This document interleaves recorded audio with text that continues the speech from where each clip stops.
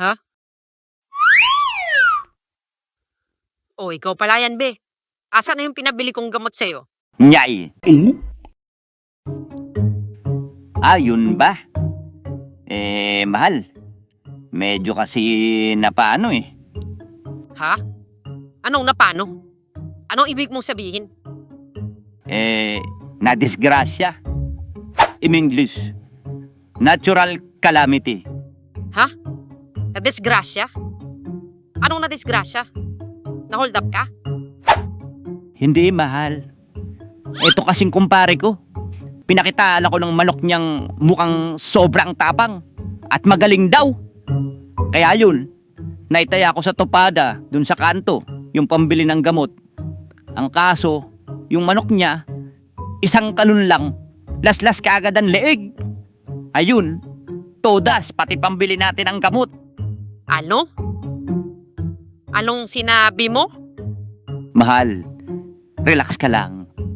Huwag kang mag-alala. Kukuha na lang ako ng mga herbal para dyan sa bunso natin.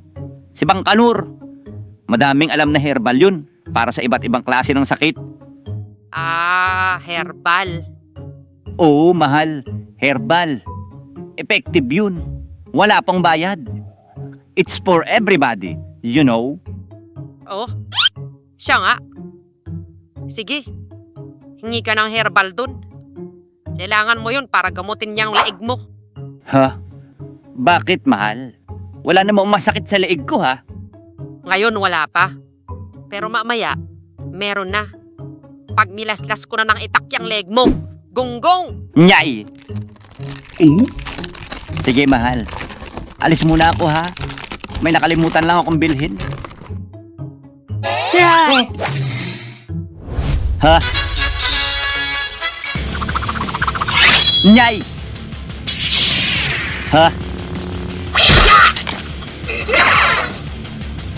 Bumalik ka dito! Unggoy ka!